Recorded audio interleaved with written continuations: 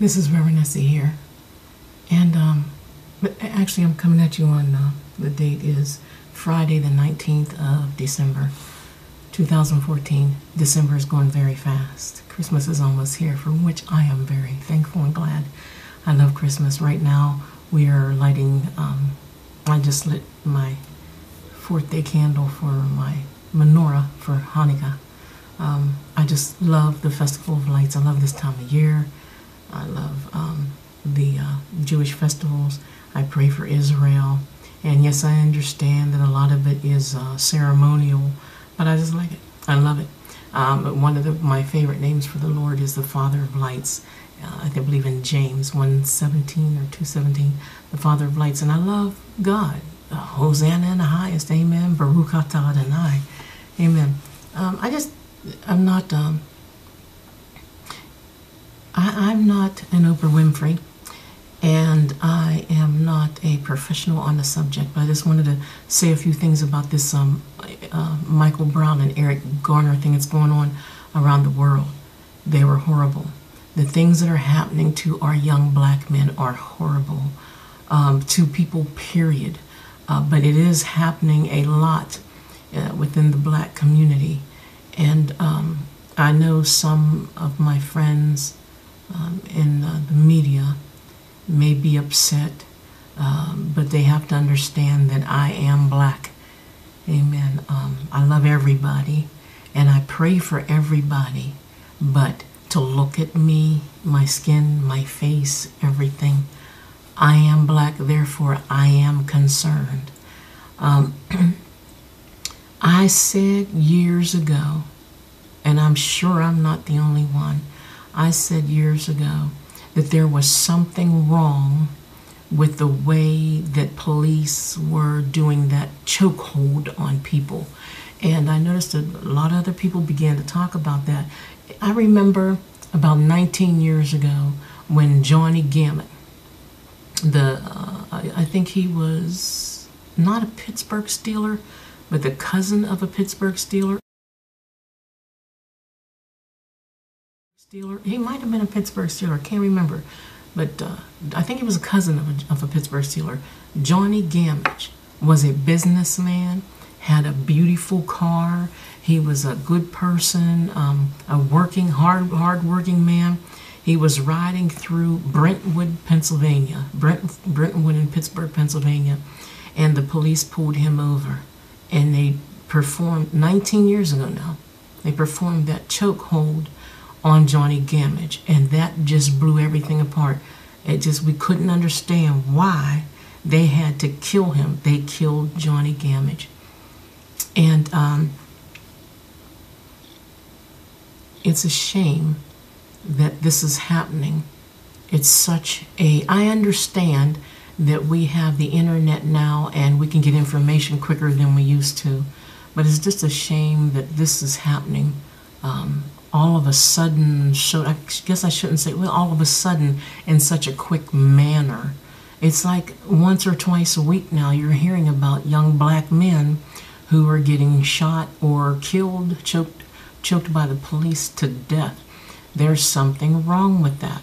I heard people say that the Ku Klux Klan has entered in the police force and is using this. We don't know if that is the truth, but boy, it sure feels like something is wrong. Something is not right. And then when they go to court, there's too many people getting off for this offense. You're murdering people. How can you say that you love the Lord and you hate your brother? Amen? You're murdering people. Michael Brown, his parents, the things that they have to go through now it's in the media, it's all over the world. This woman laid in a hospital and had this baby. She had her son just for him to get killed, shot dead in the middle of the street.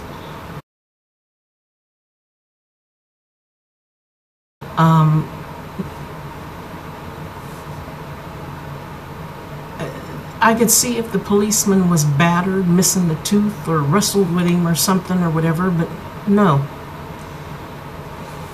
You know, I'm from the old school. What about wiping somebody's knee out or something? You know what I mean? Do you have to kill people? Aren't you supposed to just retard their transportation somehow? Excuse me for the use of that word. I forgot we're not allowed to use that either, but you know what I mean, to hinder somebody from whatever happened to shooting somebody's knee out. I mean, you really have to kill these little kids, these young boys? Then there's another young black boy, a few of them actually. It's getting to the point where it's hard to keep up with them anymore. This one boy, I believe, was 12 years old, and he had a play gun, a BB gun. They shot him dead because the little red cap on the gun is missing. I'm going to say something else too, so hang in there with me. Another one dead, and there's others dead.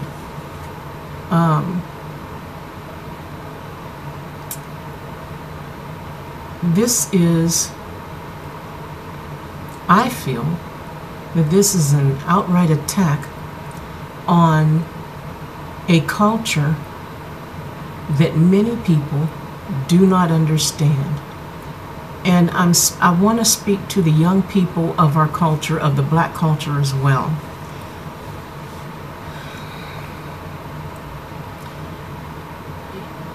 You know, you can live one of two ways. You can live right or you can live wrong.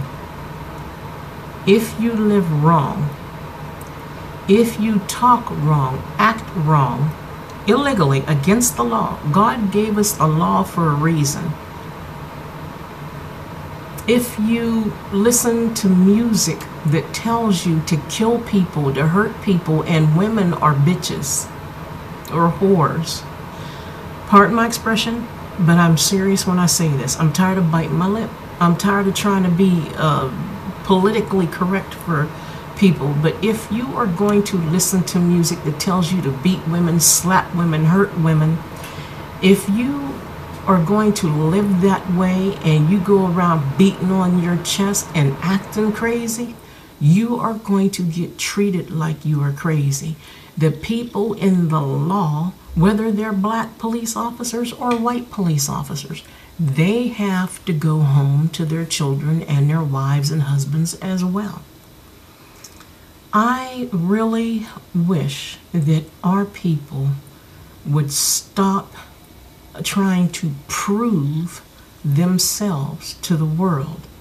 Just live peacefully and live right. You know, if you go against the law, you are going to suffer the consequences. The best thing that you can do is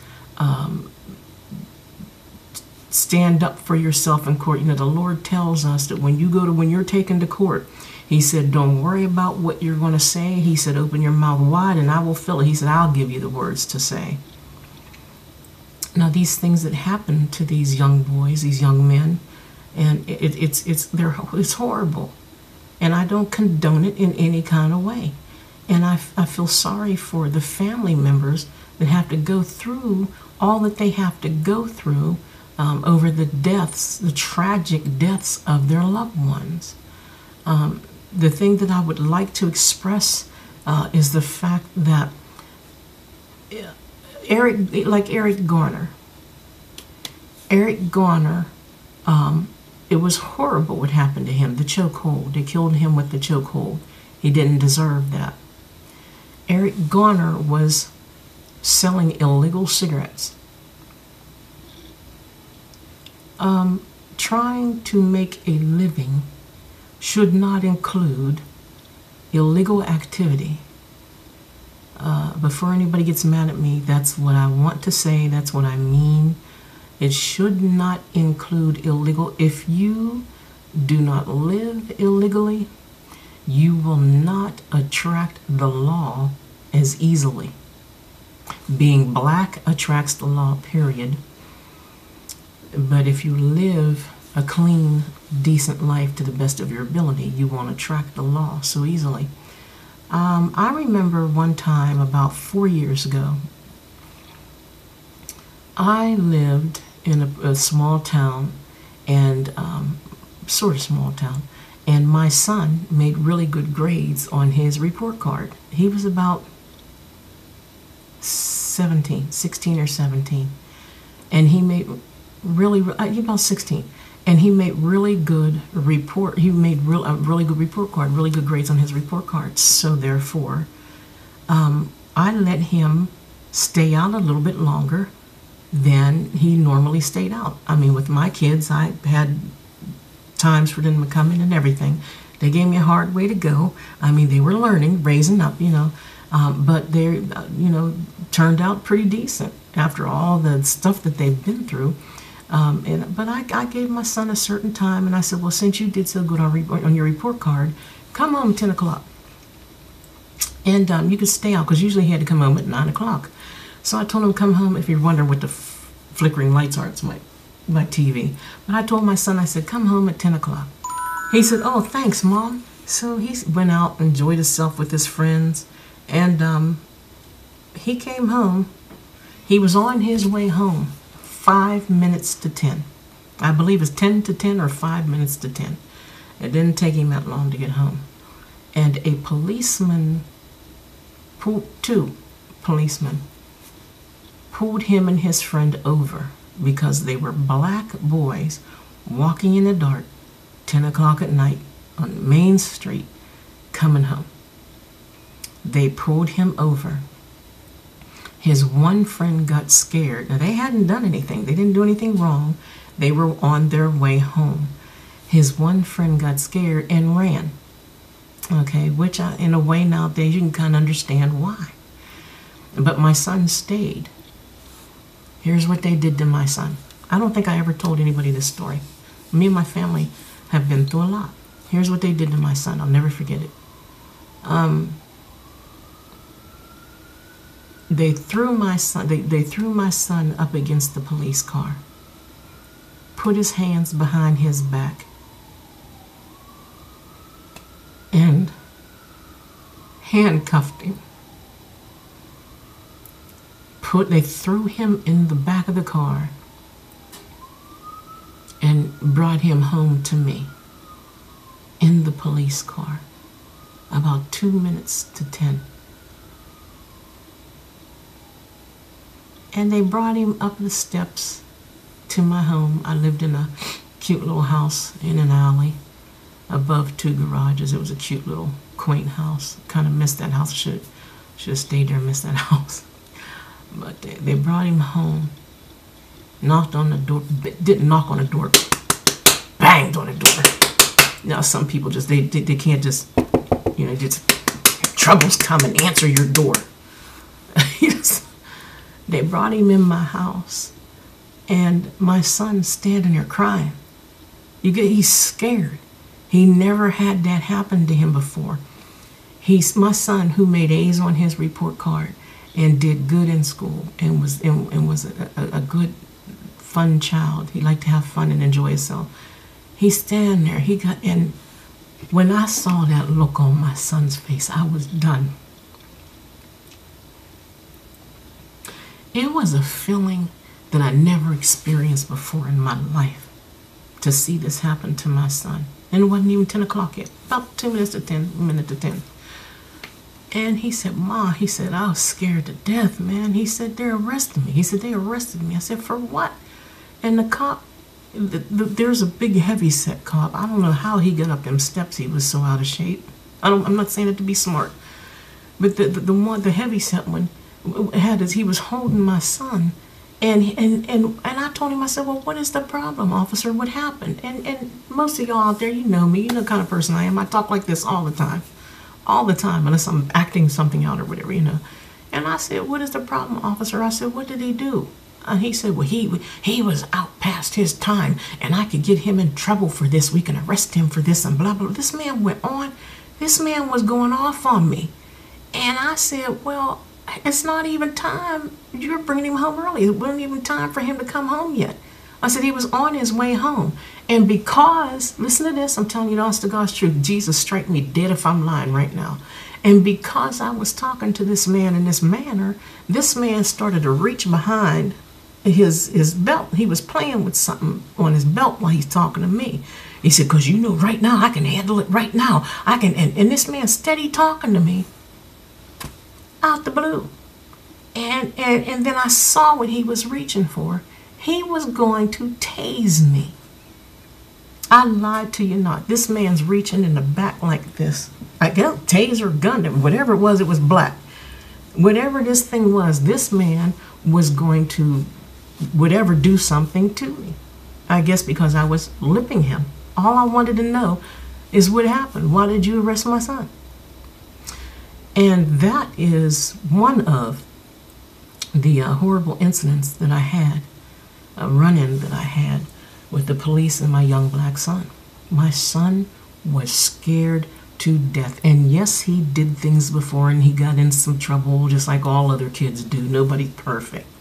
There's some people that wish their kids was perfect, but honey, when them kids get older and they go out and start doing their own thing, you will be calling me and holding conversations with me, and you will stop trying to act like you're all that in a bag of chips, because trust me, when those kids start smelling their own behind, they will get out there and start doing some things, okay? So that's why you should never talk about somebody else's kids, because each one of us have our own time.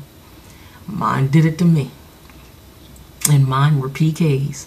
Preachers' kids, and preachers think their kids are all that and everything until they get old enough and they start sniffing themselves. Next thing you know, they're getting in some kind of trouble. And I'll never forget that. In fact, my local newspaper, the Observer reporter in Washington, Pennsylvania, called me and interviewed me on this Michael Brown and Eric Garner thing, and I didn't expect it. I tried to say the most peaceful resolution that I can say, and I'll say it right now. Actually, the interview was on, what day was that? It was they interviewed me on the 11th of December of 2014 this year, and the paper came out Friday, the 12th, I think, yeah. And it's on the front page, if you want to look it up, observerreporter.com. But the main thing I want to say is, folks, being black in America, other folks, whoever, from whatever country they come from, seems like they can get away with murder. But you know, and I'm going to say this, black people can't get away with anything. Well, if you live a right life, stop trying to do things under the radar. If you're doing something wrong, you're gonna get caught. Please live right. If somebody, even like the story I told you about my son, he was living right. He hadn't done anything wrong. And we proved his case, and the cop waddled back down the steps, okay? You know, I hate to say it that way. The two cops left, and you know, maybe I shouldn't have said that, but just, I mean, people just get to you, you know. Live right and prove yourself while you're in court, when you're in court, when you have a better chance. And until then, the best thing that I can tell you, which works and people get tired of hearing it, is prayer. We came from a praying people. Even in the days of slavery, the songs that those slaves sang were soulful songs. Are we still allowed to say soulful? Ooh. Can we still say soulful? Is it still ours? No offense, but you know, come on, you know. I said a couple things even online on the internet that referred to my nationality, and almost lost a couple white friends because they got mad because I was talking about my black race. And I'm like, have you looked at me lately? You know, I don't, you know, have you looked at me lately? And I don't want us to feel like we're backed into a corner where we can't even talk about our nationality anymore, our foods, amen, and our culture. We love our culture, and yes, a lot of us are blended. My grandmother was half Italian. I mean, some of us are so blended, it'd blow your mind if you find out what we are. Irish, Italian, what, Dutch? I got Dutch in my background. My grandfather, what is it, on my father's side was half Dutch and half Cherokee Indian or something like that. Black and Dutch and black and Indian, something. And my grandmother was Cherokee Indian, full-blooded Cherokee Indian, his wife, on my father's side. We're mixed with, we're blended with everything. So all of us are blended. There's no superior race. These are a lot of things that I said when the newspaper called me, but a lot of it got left out. And I'm kind of glad, because I was kind of nervous doing that interview, and the girl that wrote the interview did a beautiful job.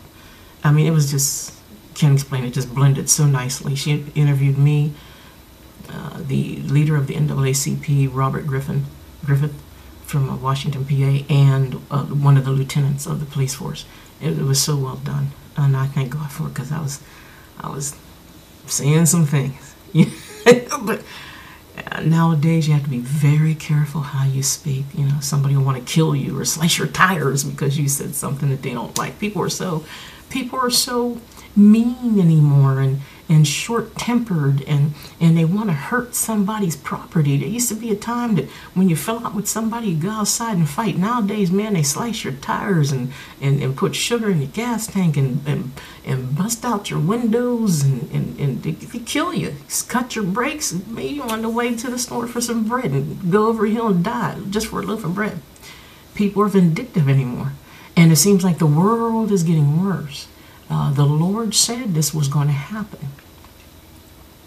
The best thing I can say is the fact that whatever you do, do it in peace, with peace, for peace. Okay? That's my word, and I didn't mean to go so long. I'm going to edit this. That's what I want to say about, I don't like what's happening to our young black men. It's corny. It's an atrocity. It's horrible. And I don't know, this just came to my mind. If any of you feel the same way, leave a comment. I somehow feel like it might even be a statement towards Obama, towards our president. Because something's wrong. Something's wrong. I can't put my finger on it, but I tell you what, I know who can. Pray about it. I know a God. There is a God right now who at this time while I'm speaking is turning the tables. And he is getting ready to reveal the evil in men's hearts. And may they all be embarrassed of their wicked ways. That's, if I think of anything else, I'll just make another video. But I hope I got my word out. RevEssie signing off, blessing you and your family and your loved ones. Thanks for watching, and God bless you.